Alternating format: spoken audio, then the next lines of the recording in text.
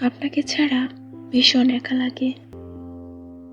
পৃথিবী ভর্তি মানুষ আছে, হাজার কণ্ঠের ভিড়ে শব্দের অভাব হয় না।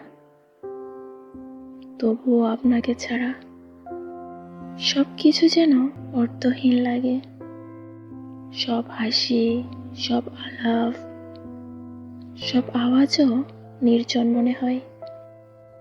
যেখানে আপনি নেই, যেখানে আমার উপস্থিতি অর্থহীন।